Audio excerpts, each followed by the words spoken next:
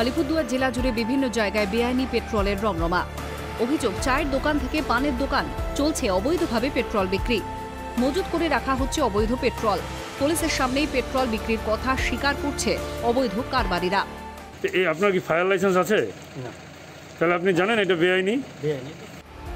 পুলিশের সক্রিয় ভূমিকা দাবি এক পেট্রোল পাম্প মালিকের।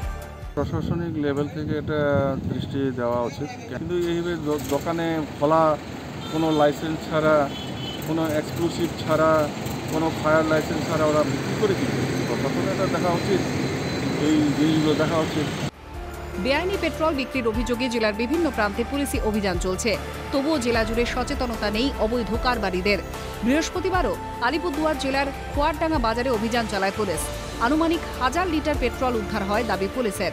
জিজ্ঞাসাবাদের জন্য আটক করা হয় দুজনকে। এর আগে বুধবারও শামুকতলা এলাকাতে অভিযান চালায় পুলিশ। উদ্ধার হয় মজুত করা বেআইনি পেট্রোল।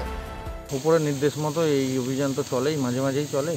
আজকে আবার ছট পুজোর আগে স্টক হতে পারে, এই হোর্ডিং হতে পারে। এই উপলক্ষেই যদি এই হোর্ডিং না হয়, যথাস্থান থেকে সবাই কেনে, সেই জন্য পেট্রোল 100 লিটার তো হবেই, আর শুধু 100 লিটার তো হবেই। কাউকে আটক করা হয়েছে? হ্যাঁ, 2-3 জনকে আটক করা হয়েছে জিজ্ঞাসাবাদের জন্য। পরে যদি দোষী প্রমাণ হয় আইনানুগ ব্যবস্থা নেওয়া হবে। এলাকায় কোনো পেট্রোল পাম্প নেই, ক্ষোভ খোয়ারডাঙ্গা ব্যবসায়ী সমিতির সম্পাদক অনুকূল তালুকদারের।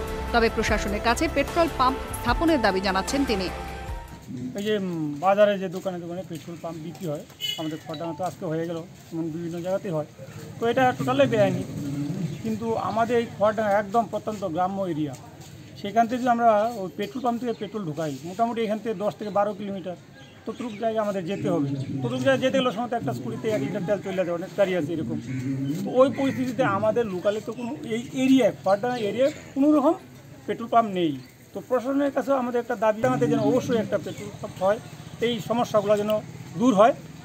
প্রশ্ন উঠছে, কবে হুঁশ ফিরবে কারবারিদের? আর পুলিশি অভিযান কি ঠেকাতে পারবে অবৈধ পেট্রোলের রমরমা কারবার? আলিপুরদুয়ার থেকে বিশ্বজিৎ চক্রবর্তীর রিপোর্ট, ক্যালকাটা টেলিভিশন নেটওয়ার্ক।